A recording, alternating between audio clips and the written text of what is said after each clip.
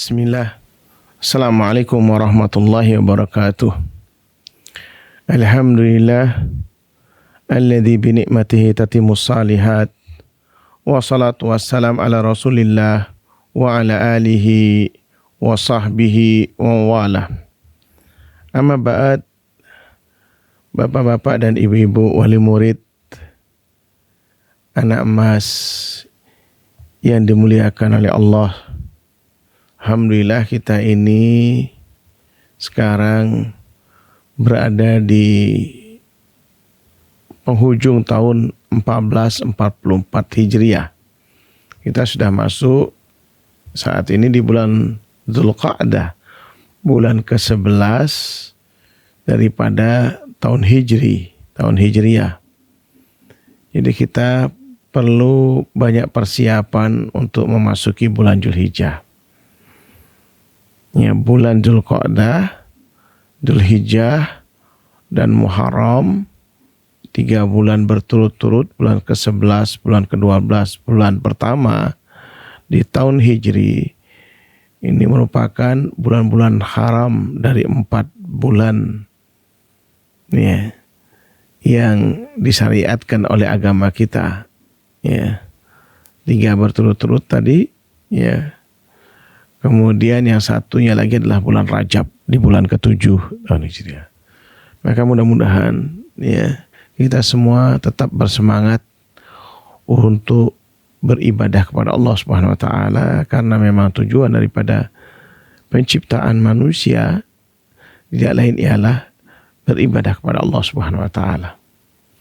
Nah, Bapak dan Ibu wali murid anak emas yang dimuliakan oleh Allah Subhanahu wa taala, ya, apa saja amalan-amalan pasca Ramadan, ya, setelah kita menyelesaikan seluruh rangkaian ibadah di bulan Ramadan, ada 70 hari ya antara Idul Fitri dengan Idul Adha, ya, yang mana kita hendaknya tetap semangat ya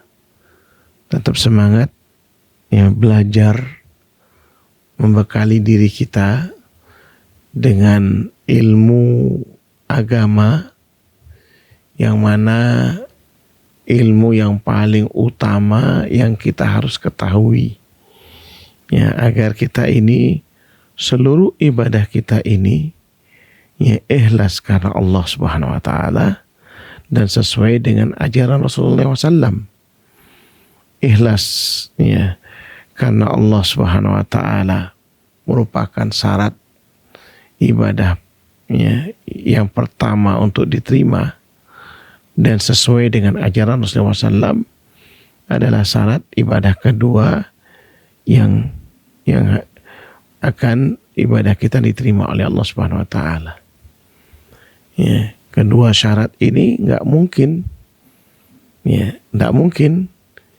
ya kita dapat mengamalkannya kecuali dengan ta'lim. Alhamdulillah di anak emas ada kegiatan rutin setiap bulannya ya, walaupun sekarang saat ini masih belum offline, belum bisa bermuajahah, tapi mudah-mudahan melalui media yang sekarang serba mudah nih, kita bisa tetap silaturahim.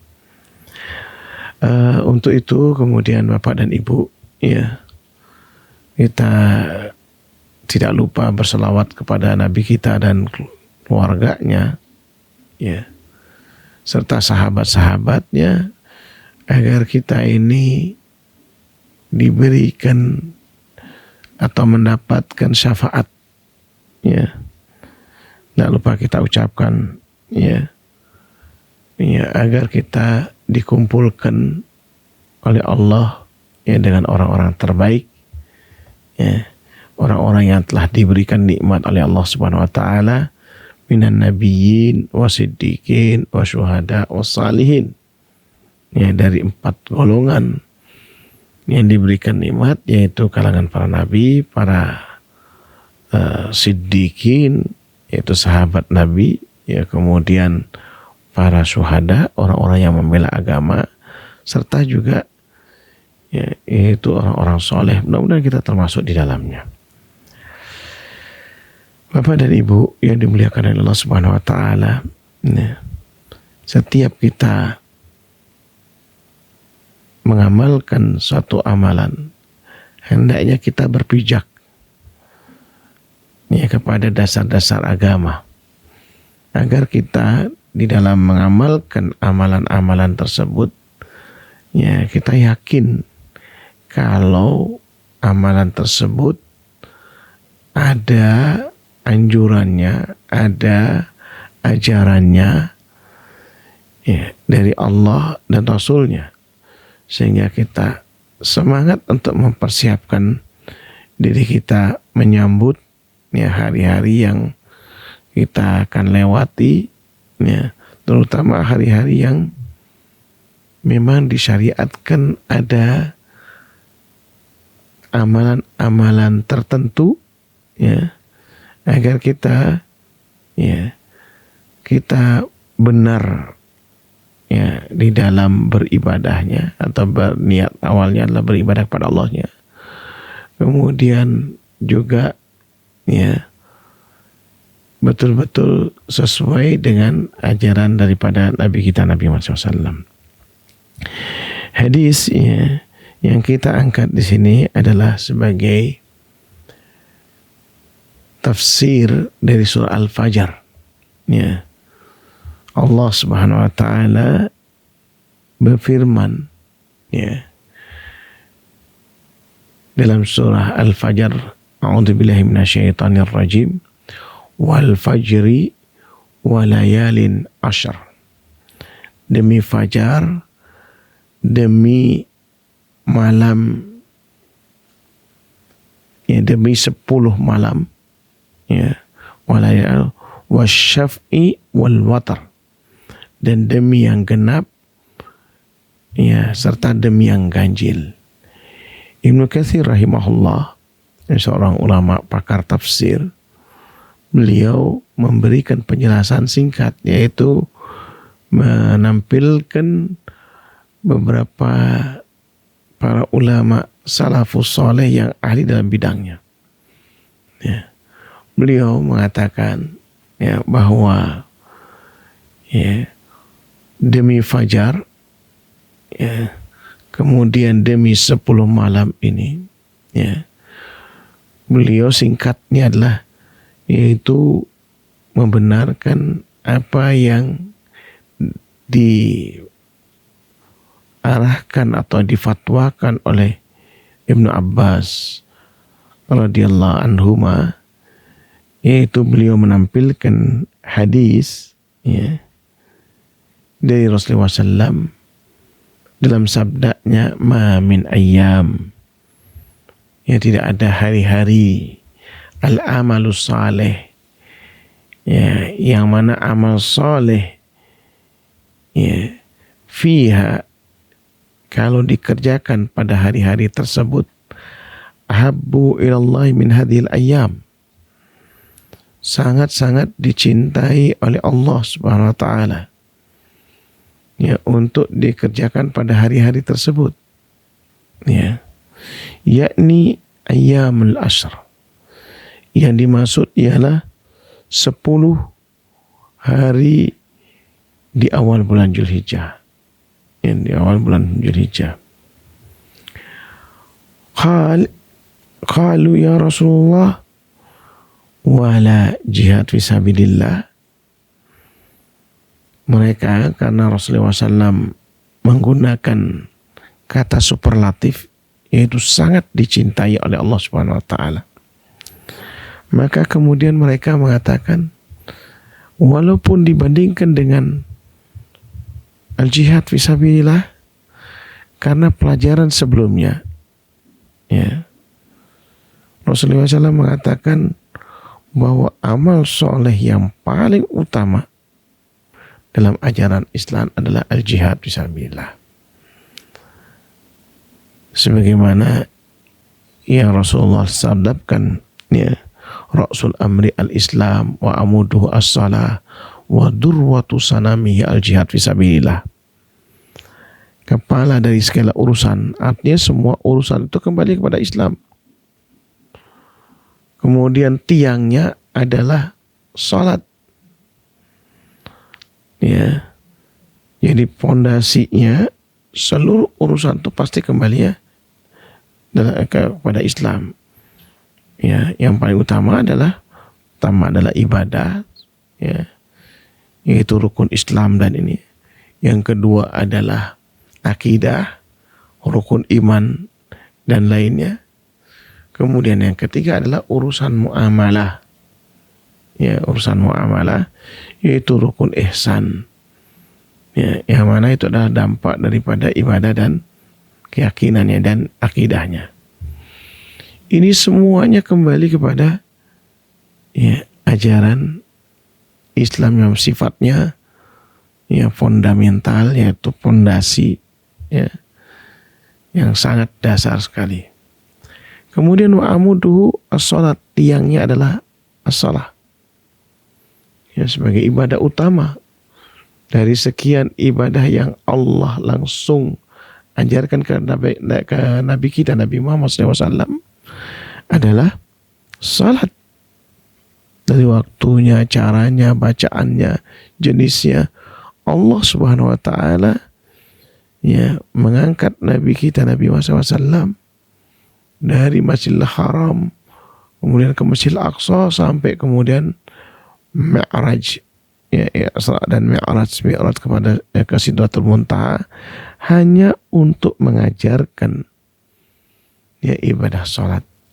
Ini ibadah salat. Jadi dikatakan adalah tiangnya adalah as-salah. Kemudian puncaknya wadurwatu sanamihi al-jihad fisabilillah.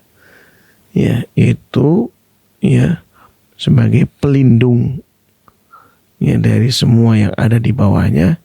Kita perlu ya berjihad bersungguh-sungguh memperjuangkan untuk mempertahankan ya keyakinan ini sampai kita menghadap Allah Subhanahu wa taala.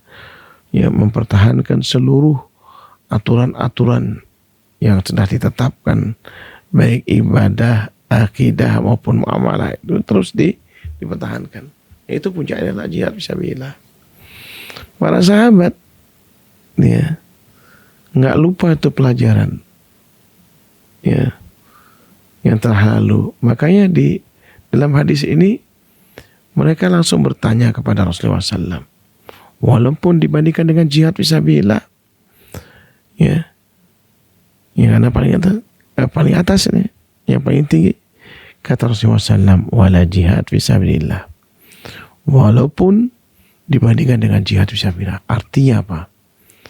10 awal bulan Zulhijjah yang bakal kita lalui beberapa ya hari lagi nanti ini, karena bulan Dzulqa'dah ini, itu ya hari-hari besar yang dinanti-nanti kaum muslimin.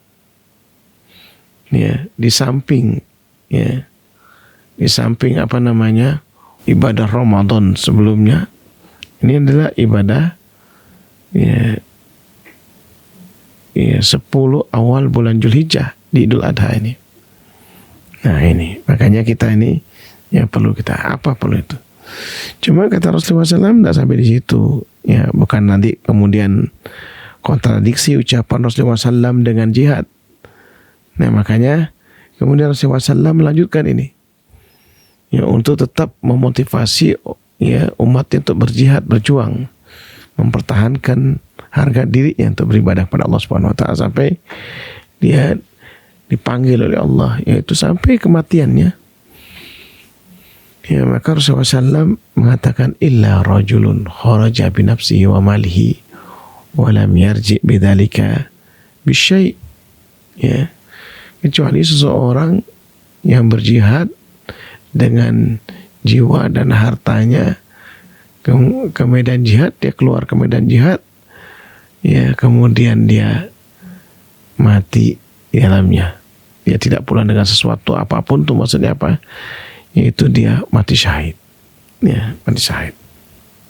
Nah ini yang paling tinggi. Tapi ya selain itu adalah amalan-amalan yang dilakukan di bulan ya Zulhijjah ini, atau di awal, tepatnya di awal 10 awal bulan Zulhijjah Nah, apa saja yang perlu kita persiapkan?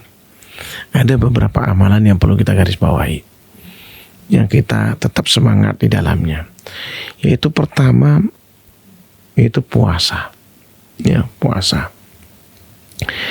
Disunahkan memperbanyak puasa dari tanggal 1 sampai tanggal 9 Zulhijjah.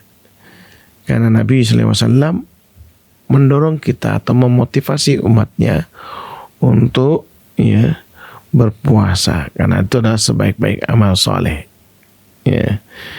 Dari Hunaidah bin Khalid, dari istrinya, beberapa istri Nabi SAW itu mengatakan, an ba'di azwajin Nabi SAW qalat, dari sebagian istri Rasulullah SAW berkata, karena Rasulullah SAW yasumu tis'atil hijjah wa yawma asyura wa salasat ayyam min kulli syahr awalal tsnaini min syahr wal khamis. Rasulullah SAW biasa berpuasa pada 9 hari di awal bulan Zulhijjah, pada hari Asyura, yaitu tanggal 10 Muharram, hari Asyura nanti di bulan berikutnya, bulan pertama di bulan Hijri. Kemudian dia berpuasa 3 hari setiap bulannya, setiap bulannya. Nah, ini sebagian sahabat mempraktekannya. Di antaranya ialah Ibnu Umar, ulama lain seperti Al Hasan Al Basri, Ibnu Sirin, Qatadah, dan menyebutkan yaitu awal 10 hari, yaitu dari tanggal 1 sampai tanggal 9, karena tanggal 10-nya Idul Adha, tidak boleh puasa. Jadi tanggal 1 sampai tanggal 9 dia berpuasa. Maka ini yang tidak boleh dilewatkan, tidak boleh kemudian kita melalaikannya. Hanya 9 hari, terutama nanti di tanggal 9-nya. Tidak boleh kita lewatkan sehari sebelum Idul Adha, kita lingkari itu, karena jangan sampai terlewat, yaitu puasa Arafah, yang mana fadilah atau keutamaannya diampuni dosa setahun sebelum dan setelahnya. Ini puasa Arafah. Nah, kalau kemudian kita mempunyai kemampuan untuk puasa lebih, sebaiknya memang 9 hari, atau diambil Senin Kemisnya, atau selang-seling, dan atau 1 hari kalau seandainya kita tidak mempunyai kemampuan. Ini anjuran kita untuk berpuasa di awal bulan Zulhijjah sebelum hari raya Idul Adha. Kemudian yang kedua, Bapak dan Ibu yang dimuliakan oleh Allah Subhanahu wa taala, termasuk amalan soleh juga ialah bertakbir, bertahlil, bertasbih, bertahmid, beristighfar, dan memperbanyak doa. Jadi amalan-amalan yang paling ringan, yang juga sangat berat di timbangan, lalu paling disenangi oleh Allah Subhanahu wa taala adalah zikir. Karena dia ringan sekali, dia tidak butuh wudu atau mandi, kapan saja kita, dan posisinya kapan saja kita mau, kita bisa berzikir. Nah, zikir-zikir ini banyak. Terutama pertama yang tidak boleh kita tinggalkan adalah zikir ba'da sholat. Pada sholat, zikir-zikir. Atau kalau mau menambah di dalam sholat, kita boleh membaca beberapa anjuran para ulama untuk memperbanyak dan memperlama bacaan zikir di dalam sholat. Antum kalau mau lihat sifat salat Nabi punyanya Syekh Albani rahimahullah, beliau telah menampilkan ya di dalam buku ini, ya, karena buku ini adalah untuk saat ini yang terbaik dijadikan rujukan untuk mengamalkan ibadah sholat itu, terutama ya pembahasan kita ini adalah dikir-dikirnya, ya dikir-dikirnya. Jadi jangan hanya monoton satu zikir saja. Ya, zikir-zikir yang disunnahkan oleh Rasulullah SAW, ya, atau yang disetujui oleh Rasulullah SAW, kita amalkan. Tidak menambah maupun tidak menguranginya. Ini dalam sholat. Di luar sholat tadi, ba'da sholat. Ya, ba'da sholat ini, ya kalau zikir yang ya ma'thur, itu cukup ya 3 menit, ya 3 menit, tidak lebih itu. Kalau kita sudah terbiasa berzikirnya, ya gunakan waktu-waktu mustajab, dan ba'da sholat itu adalah waktu mustajab. Ya, waktu mustajab kita untuk manfaatkan untuk berzikir. Kemudian juga di waktu pagi dan petang, ya. Pagi dan petang ini yang memang berat ya untuk kita lakukan. Makanya kita upayakan ya membiasakan diri kita untuk ya berzikir. Ya berzikir. Yaitu zikir pagi dan petang ini cukup panjang memang, karena ada kurang lebih ada 25 zikir dan doa ya pagi dan petang itu. Dan kita upayakan kalau bisa menghafalnya, sehingga kita kalau kelupaan membawa ini. Tapi sekarang alhamdulillah ada gadget yang tidak mungkin kita lupa membawanya. Itu bisa kita cari atau kita simpan zikir pagi dan petang ini. Kemudian Bapak dan Ibu, yaitu zikir yang dianjurkan juga takbiran, karena biasanya para sahabat ketika masuk awal bulan Dzulhijjah ini itu bertakbir, berzikir, bertasbih. Ya. Mereka masuk pasar, zikir, ya, dan istilah kesibukannya untuk apa? Menghidupkan suasana di 10 hari awal bulan Dzulhijjah ini.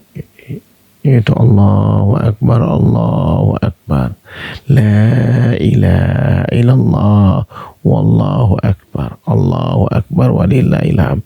Nah ini ya takbir, ya, kemudian tahlil, kemudian tahmid, ya, jadi satu di sini. Ya, jadi satu di sini. Dan ini untuk dihidupkan di awal bulan Dzulhijjah. Di awal bulan Dzulhijjah. Kemudian nih sekalian, itu yang kedua ya. Ya.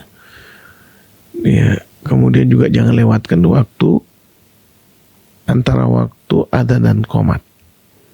Bapak dan Ibu yang wali murid anak emas ini waktu mustajab ini. Ya, biasanya jeda waktu antara adzan dan qomat itu rata-rata 3 menit. Ya. Maka setelah kita membaca doa setelah adzan, yaitu berupa selawat kepada Nabi, ya, jangan sampai kemudian kita tidak hafal ini, ya, jangan sampai kita tidak hafal ini. Ya, nah ini yang akan insya Allah ya memudahkan kita untuk memperoleh syafaat daripada Rasulullah SAW. Ini yang kita. Setelah itu kita doa untuk diri sendiri. Ya, kita membaca Sayyidul Istighfar, doa untuk orang tua kita. Ya, kita boleh membaca Rabbighfirli wa liwalidayya warhamhuma kama rabbayani shaghira. Kemudian yang ketiga, doa untuk keturunan kita. Ya. Karena memang kita dianjurkan Rabbana hablana min azwajina wa dzurriyyatina qurrata a'yun waj'alna lil muttaqina imama. Allah Subhanahu wa taala mengajarkan kita lafadznya berdoa kepadanya, yaitu apa? Di surah Al-Furqan Allah sebutkan ini. Yang kita gunakan kesempatan itu. Ya Allah ya Tuhan kami, jadikanlah pasangan hidup kami dan keturunan kami itu yang sedap dipandang mata. Dan jadikanlah kami ini sebagai imam bagi orang-orang yang bertakwa. Yang menjadi imam, Masya Allah ini. Ini adalah ya, reward yang terbaik yang pernah Allah berikan kepada kekasihnya, yaitu Nabi Ibrahim alaihissalam. Ya, Nabi Ibrahim alaihissalam. Makanya kita perlu, insya Allah nanti napak tilas ya daripada keluarga Nabi Ibrahim alaihissalam. Ya, napak tilas pada keluarga Nabi Ibrahim alaihissalam. Kemudian apa? Doakan juga di waktu adzan dan qomat itu untuk keluarga kita yang sudah meninggal. Ya, baik itu orang tua kita, kakek dan nenek kita, barangkali juga paman-paman kita, guru-guru kita doakan semuanya. Ya, untuk orang yang sudah meninggal itu kalau masih cukup waktu. Bapak dan Ibu yang dimuliakan oleh Allah Subhanahu wa taala. Ya. Nah, berikutnya adalah amalan apa ya saja yang perlu juga kita ini ya, yaitu menunaikan ibadah haji. Karena ini bulan Dzulhijjah termasuk ya bulan haji ya. Ini yang paling utama daripada ya ibadah-ibadah lainnya. Kenapa? Karena merupakan rukun Islam yang kelima. Rukun Islam yang kelima. Ibadah maliyah badaniyah itu. Ibadah yang berhubungan dengan harta kita dan badan kita. Nah, kalau bisa memang kita harusnya punya tabungan untuk itu. Siapa aja di antara kita barangkali beranggapan, aduh kayaknya berat nih mau ibadah haji.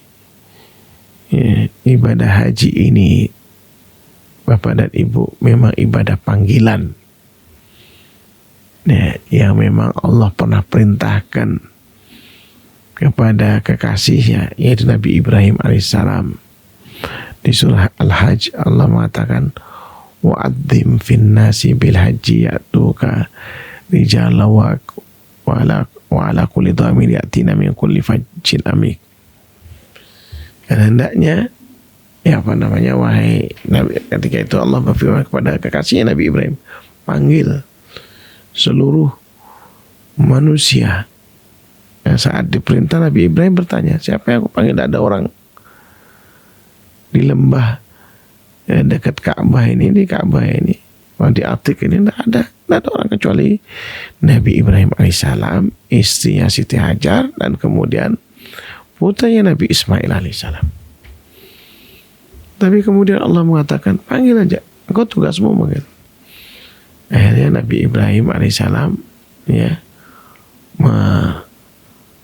mentaati perintah Allah Subhanahu wa taala, memanggil ya, wa'adzim finnas ya, bil haji, ya serulah sekalian manusia itu untuk menunaikan ibadah haji. Dari sini teman-teman sekalian, ketika Nabi Ibrahim diperintah oleh Allah Subhanahu wa taala dan sempat bertanya, kita pun juga akan melakukan hal yang sama. Ya. Itu diperintah dan kita tetap mengerjakan, tidak usah bertanya-tanya. Ya, tidak usah bertanya-tanya. Artinya apa? Teman-teman sekalian, kadang-kadang kita ini kecil hati karena beranggapan kita ini penghasilan kita belum mencukupi. Padahal tabungan ya, itu ada dan kita berupaya untuk menabungnya. Mulailah dari apa yang kita mampu. Insya Allah ya, dimudahkan, dilancarkan rezekinya karena kita berkeinginan untuk melakukan ibadah pasti Allah mudahkan. Ya, bukan kemudian kita gunakan untuk jalan-jalan ke sana kemari, ya kan? Tapi untuk menunaikan ibadah haji, ini yang paling utama dari amalan-amalan yang ada di bulan haji ini. Nah, ya gunakan kesempatan ini untuk menabung. Apalagi kemudian ya kuota di dunia yang diberikan oleh pemerintah Saudi kepada beberapa negara-negara itu sangat terbatas, dan Indonesia ya diberikan kuota yang lebih daripada negara-negara lain, karena kita ya termasuk ya negeri umat Islam terbesar di dunia, kayak diberikan porsi kuota yang lebih besar. Namun teman-teman sekalian, ya untuk saat ini seberapapun kuota yang diberikan tidak mencukupi, maka kemudian diberikan waktu tenggang. Nah, Bapak dan Ibu kita yang berada di Bali itu udah waktu masa menunggunya 10-15 tahun. Itu cukup lama. Oleh karenanya ya Bapak dan Ibu, ya kalau kita punya dana lebih misalnya, gunakanlah untuk umroh dulu barangkali. Ya, untuk umroh dulu yang bisa kita lakukan sepanjang tahun. Ya, tidak mengikuti bulan, ini sepanjang tahun. Dan ibadah haji ini adalah sebagai bentuk ya rukun Islam yang kelima yang harus kita penuhi. Yang mudah-mudahan kita ya dilancarkan rezekinya oleh Allah Subhanahu wa taala, ya sehingga ya akan gampang kita untuk meraih rezeki lalu beribadah, ya menunaikan ibadah haji, insyaallah seperti itu ya. Kemudian yang keempat ialah memperbanyak amalan soleh. Ya, amalan soleh ini banyak sekali Bapak dan Ibu. Ada yang ibadah mahdhah, ibadah yang sudah tertulis ya dalam kitab maupun hadis. Ada yang sifatnya secara umum, ya secara umum, yang mana seluruh rutinitas kita kalau kita niatkan karena Allah Subhanahu wa taala, maka dia akan bernilai ibadah. Seluruh rutinitas kita. Makanya apa? Ya. Apapun yang kita lakukan di rumah, di kantor, di pasar, di tempat kita bisnis, ya, niatkan. Ketika kita buka toko, kita niatkan kita mencari rezeki dari Allah Subhanahu wa taala, yang insya Allah akan mudahkan. Nah, ini Bapak dan Ibu, ya insya Allah, ya insya Allah ketika amal-amal rutinitas kita yang kita lakukan itu, dia akan tetap bernilai ibadah. Makan, minum, ya kita niatkan karena Allah, kita ingin niatkan supaya kita tidak sakit, supaya sehat terus, sehingga apa, Allah mengizinkan kita untuk beribadah kepada dirinya. Jadi itu yang keempat, ya, memperbanyak amal soleh. Apa saja amal soleh itu, entah itu membersihkan rumah, gotong royong dan sebagainya, itu adalah termasuk amal soleh. Kemudian Bapak dan Ibu, wali murid anak mas yang dimuliakan oleh Allah Subhanahu wa taala, yang kelima adalah berkorban. Berkorban adalah merupakan syar'u man qablana, syariat orang-orang yang ditetapkan oleh Allah, ya, kepada orang-orang sebelum kita, yang kemudian kalau ditetapkan oleh Rasulullah SAW, dia menjadi syariat kita. Ya. Dan ini semua rangkaian ibadah haji, ya, termasuk di dalamnya kurban, itu adalah ya napak tilas keluarga Nabi Ibrahim alaihissalam. Ya, karena memang Nabi Ibrahim alaihissalam, ya, keluarga Nabi Ibrahim alaihissalam dipuji oleh Allah di beberapa ayat, ya, atau firman-Nya. Di antaranya di surah Ali Imran, yaitu innallaha astafa Adam wa Nuh, ya, wa ala Ibrahim wa ala Imran alal alamin. Ya, Allah Subhanahu wa taala memilih Nabi Adam, Nabi Nuh, Rasul yang pertama, Nabi Adam, manusia pertama, keluarga Ibrahim alaihissalam, kemudian keluarga Imran, ya, manusia biasa, dari 4 ini di seluruh alam semesta ini, yang mana ya ini adalah orang-orang terbaik yang perlu kita teladani. Di antaranya adalah rangkaian daripada ibadah di bulan Dzulhijjah, dan yang paling memungkinkan untuk kita adalah berkurban.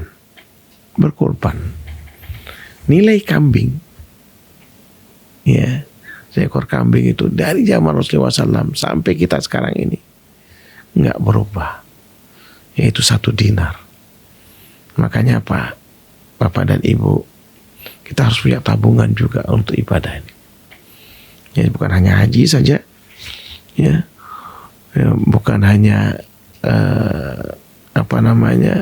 zakat, tapi juga adalah kurban.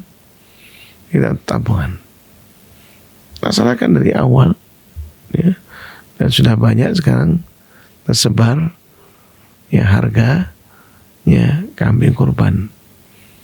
Ya, dari zaman Rasulullah SAW harganya 1 dinar. 1 dinar itu uang keping emas. Ya, itu beratnya biasanya 1 dinar itu 4 gram. Kalau 1 gram emas hari ini 900.000, maka kalau dikalikan 4 dia 3.600.000. 3.600.000 sama seperti seekor kambing, ini kurang lebih segitu harganya.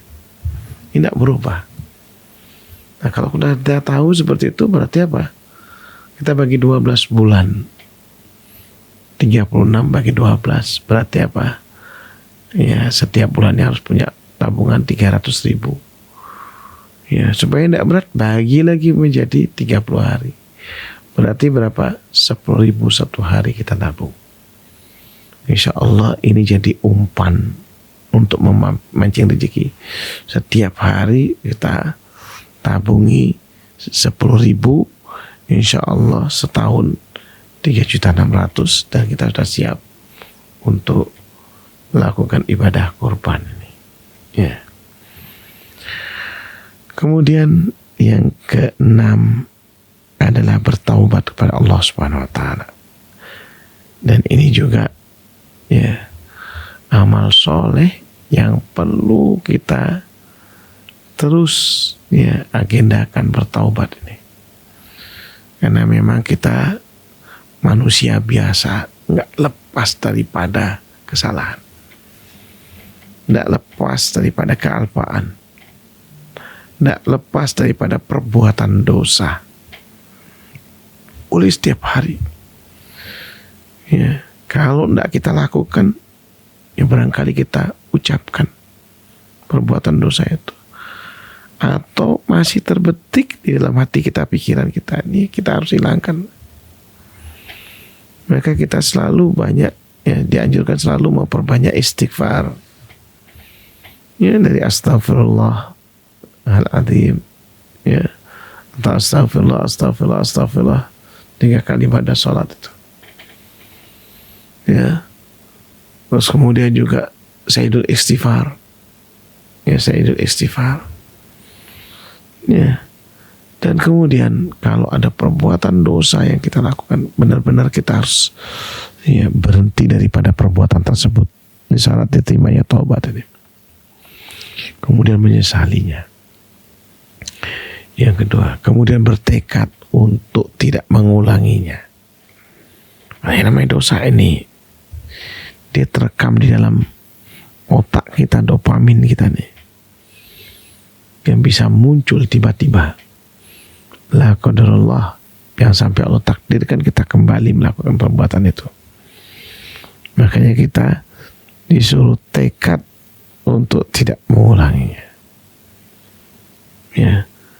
Kemudian yang berikutnya ialah kalau seandainya perbuatan dosa yang kita lakukan itu berupa berhubungan dengan orang lain, kedoliman misalnya, maka kita harus minta maaf kepada orang yang pernah kita dolimi. Misal ini, kita pernah ngerumpi ngomongkan orang misalnya, ya, sehingga terjadi fitnah yang besar buat orang tersebut. Ini hati-hati, Bapak dan Ibu. Kita kadang-kadang ikut campur urusan orang lain. Nah, ini hati-hati nih. Jangan-jangan ini adalah kezaliman kalau seandainya itu tidak benar. Nah, bagaimana bentuk taubatnya? Kita harus datangi orang tersebut dan minta maaf. Itu kalau misalnya berupa isu yang kita buat. Ini dosa ini. Ya, kemudian yang kedua, kalau berhubungan dengan hutang piutang, ya, kita pernah ngemplang misalnya, kita beranggapan oh dia kan orang kaya, nggak butuh dengan uang yang kita pinjam ini. Jangan keliru, ini dosa ini. Ya, selama itu adalah hutang, hati-hati tuh. Ya, kita semua harus hati-hati. Orang mati syahid pun, padahal dia mati syahid membela agama, ketika dia punya hutang, tidak akan diampuni dosanya sampai dia bayar hutangnya. Dan inilah kenapa Rasulullah SAW setiap mau melaksanakan sholat jenazah selalu bertanya, ini orang yang mau aku sholati punya hutang enggak? Ya, punya hutang enggak? Kenapa ya Rasulullah? Ya, karena untuk orang yang berhutang ini orang-orang baiknya, ya, dari kalangan ya, di kampung kita barangkali, jangan mensolati jenazah. Ya, jangan orang yang berhutang, karena dia masih ada urusan sampai diselesaikan hutangnya oleh keluarganya. Jadi jangan diremehkan. Ini bentuk taubat kita. Kalau ini adalah harus mengembalikan semua, kalau mau diterima, ya, adalah mengembalikan semua yang menjadi haknya orang tersebut. Kemudian, Mbak, ya, yang terakhir diantaranya ialah bentuk taubat itu bisa diterima. Ya, innallaha yaqbalu taubat malam yugargir. Allah Subhanahu wa taala akan menerima taubat seseorang selama sebelum nazar. Kalau nazar sudah lepas, na'udzubillah min dzalik. Makanya kita berdoa kepada Allah Subhanahu wa taala di setiap sujud kita agar kita diberikan kesempatan untuk bertaubat kepadanya.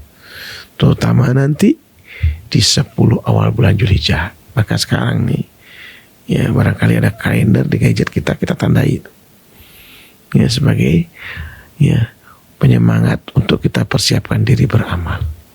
Bapak dan Ibu, ya, ilmu setelah kita dapati dia tidak akan bermanfaat kecuali kemudian kita aplikasikan, kita amalkan ilmu tersebut. Insya Allah dia mendatangkan pahala. Bapak Ibu yang mendengar saat ini, maka ajarkan pada keluarga, terutama pada orang lain. Share, tinggal share. Kalau tidak bisa cerita, tinggal share. Ya, insya Allah, man sanna sunatan hasanatan falahu ajruha wa ajru man amila biha wa la yanqus min ujuriha syai'. Siapa yang mengajarkan satu kebaikan, menyebarkannya dalam ajaran-ajaran yang benar dalam agama Islam, maka dia akan mendapatkan pahala. Dia akan mendapatkan pahala dari orang yang diajarkan atau orang yang mengamalkan ini, dan tidak berkurang pahala tersebut. Maka apa? Berusahalah untuk terus ya beribadah, berkarya ya selama kita ini diberikan kesempatan hidup oleh Allah Subhanahu wa taala. Mudah-mudahan kita semua selalu dijaga oleh Allah Subhanahu wa taala. Demikian kurang lebihnya, minta maaf. Subhanakallahumma wa bihamdika asyhadu an la ilaha illa anta astaghfiruka wa atubu ilaik. Assalamualaikum warahmatullahi wabarakatuh.